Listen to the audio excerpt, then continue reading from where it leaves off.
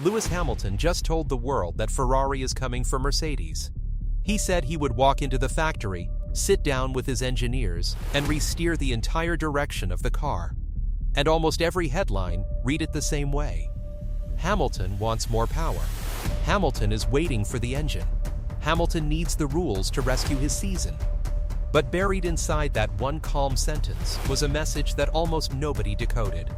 Because Lewis Hamilton wasn't asking for a bigger engine at all.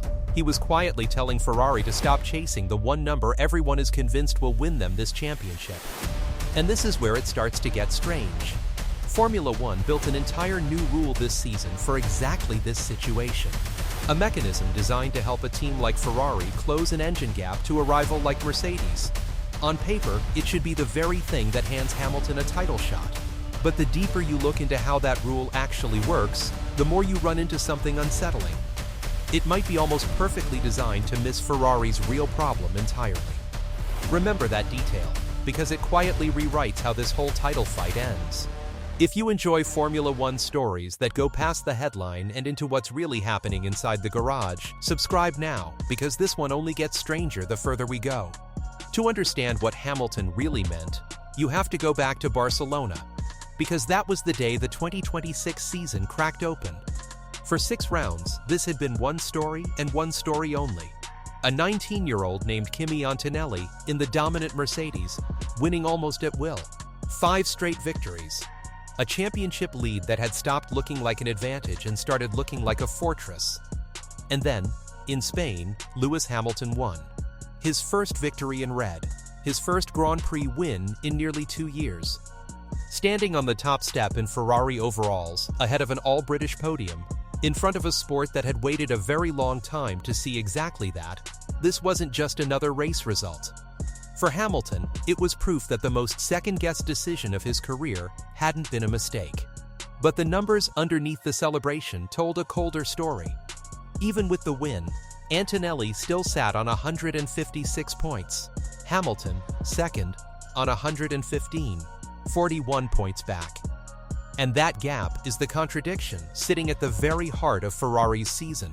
Because by almost universal agreement up and down the paddock, Ferrari has built the best chassis in Formula One this year. The car that turns. The car that rides the curbs and carries speed through a corner better than anything Mercedes has built.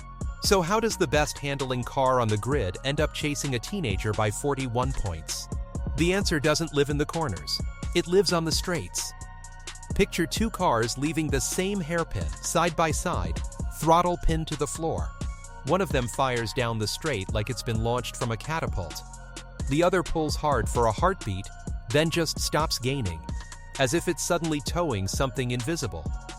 By the braking zone, there's open daylight between them.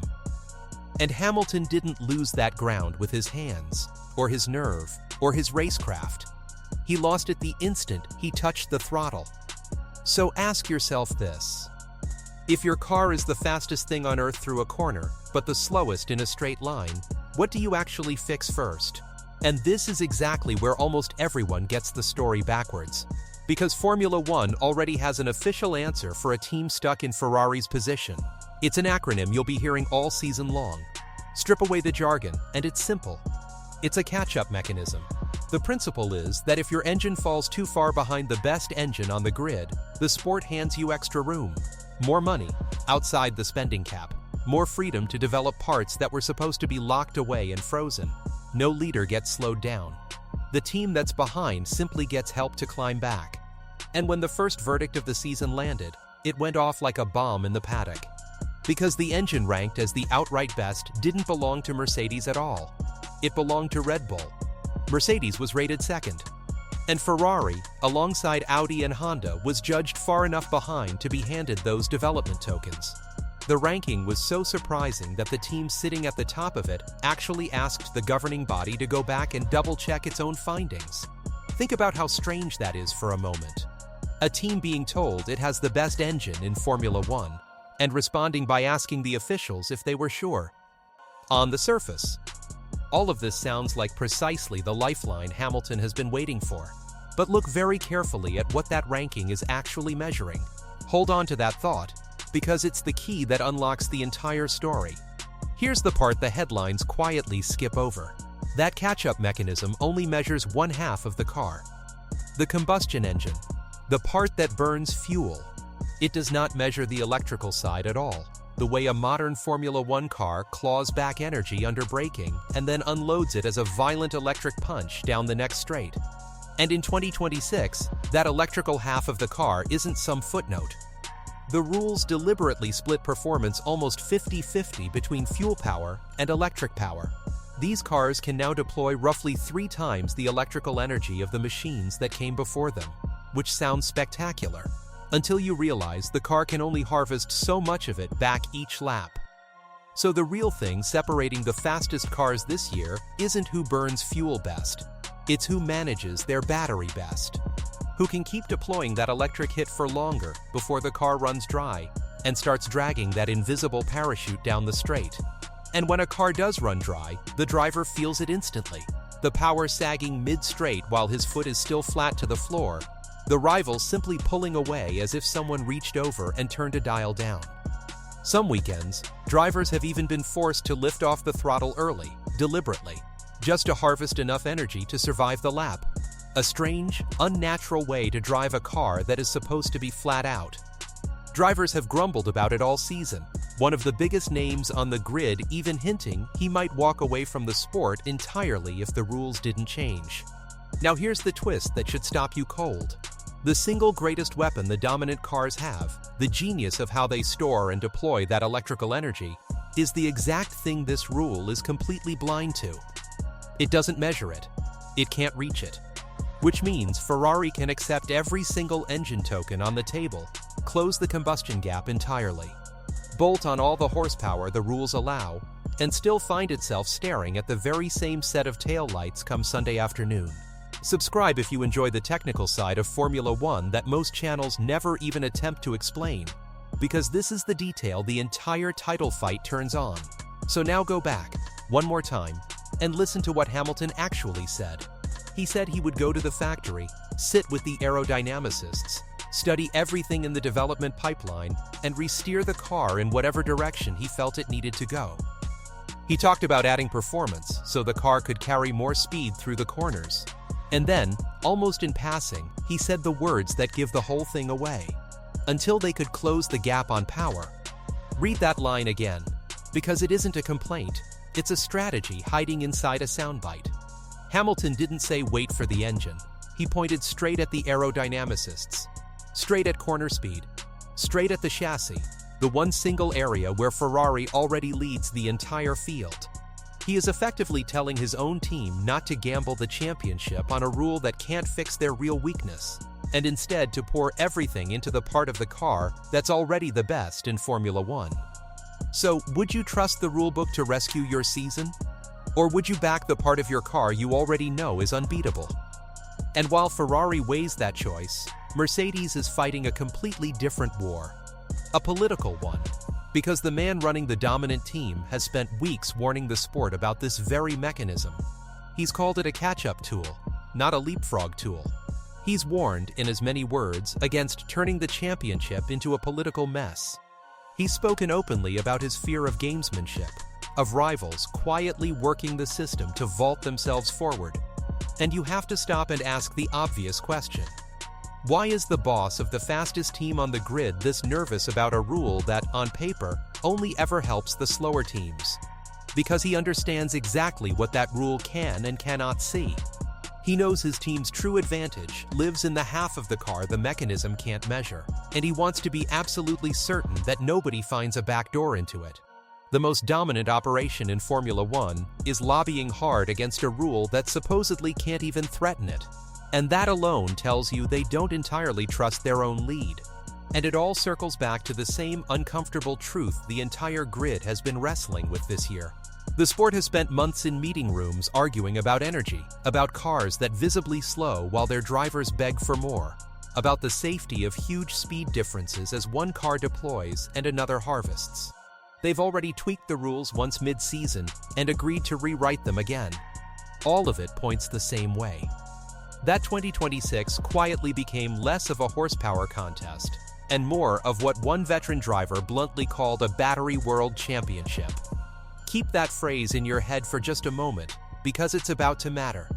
Which brings us right back to Barcelona and the detail that actually decided that race. Because here's what truly beat Mercedes that afternoon. And it wasn't Ferrari's cornering, and it had nothing to do with the engine. With 3 laps to go, Antonelli was running second, his 5-win streak still intact, his title lead still swelling. And then, his Mercedes simply let go. A mechanical failure. That late, that cruel. The car was done. And it wasn't even a freak one-off, because his teammate had already suffered his own retirement earlier in the year, in Canada. 2 failures. From the fastest machinery in the entire sport. The fastest car in Formula One didn't get outdriven in Spain. It broke. Hamilton, perfectly placed after a cool-headed call under a virtual safety car, was right there to inherit the lead the very moment Mercedes faltered.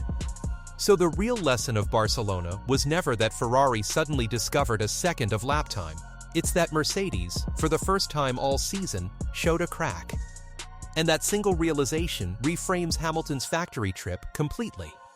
Because if Mercedes's genuine vulnerability isn't speed at all, but reliability, the brutal thermal punishment these new power units inflict on themselves, then Ferrari's route to this title was never going to be outpowering them. It was always going to be outlasting them. Being there, every single Sunday, finishing every race, banking every available point, sitting in exactly the right position for the precise moment the fastest car blinks again. That calls for a car that's gentle on itself, devastating through the corners, and dependable all the way to the flag. The very things a strong chassis tends to give you: kinder tire wear, less stress fed back through the whole machine. A car that isn't constantly fighting itself. Not the quickest car over a single lap, the last car still running when it counts. And suddenly Hamilton's instinct to protect and sharpen the chassis, rather than chase the engine, looks less like patience and a lot more like a plan.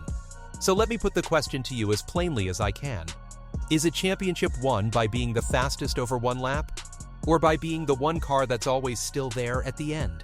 If you're still watching this deep into the breakdown, you are exactly the kind of fan this channel is built for. Subscribe now. Because the next few weeks are about to stress test every part of this theory. The season rolls straight onto Austria, a short, sharp roller coaster of a circuit with long full throttle climbs. Precisely the kind of track where a power deficit bites hardest, and where Ferrari's straight-line weakness will be dragged out into the open. Then comes Silverstone, Hamilton's home race, with its own fast, flowing, high-energy demands. The engine tokens will eventually be cashed in, yes, but engine development moves on long, slow timelines. Nobody bolts meaningful horsepower onto a Formula One car between 2 Sundays. And hanging over all of it is the fact that the sport has already agreed to rewrite these power unit rules again for next year, deliberately shifting the balance away from that 50-50 electric split. A quiet admission that the electric experiment may have tilted just a little too far, which leaves Ferrari with a question they have to answer in the next handful of races, not next season. Before we reach the final turn in this story, make sure you're subscribed so you don't miss what happens when those engine upgrades finally land, and we find out whether any of it was ever going to be enough. So when you strip this all the way down to the bare metal, Lewis Hamilton's sentence was never a plea for more power. It was a quiet declaration that he's already worked out the real game, and it isn't the one the headlines are busy playing. The world is staring at the engine, at the tokens, at the horsepower the rules might one day hand Ferrari. Hamilton is staring somewhere else entirely. At the corners, where his car is already the best in the world. And at the cracks, the failures, the fragility in the car that keeps on beating him. 41 points is a mountain. But a mountain looks very different once you've understood something your rival hasn't yet grasped. The real question now is whether Ferrari listens to the man who has won this exact fight 7 times before, or whether they keep chasing a number that was never going to save them. So what do you think? Is Hamilton right to bet this title on the chassis instead of the engine?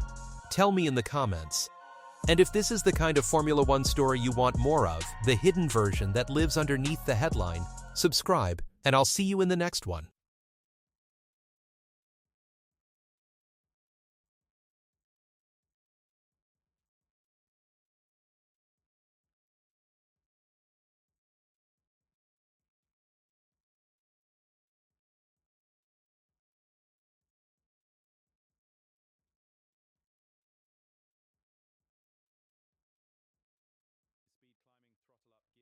True, lap time improving, delta negative. But the data revealed something else.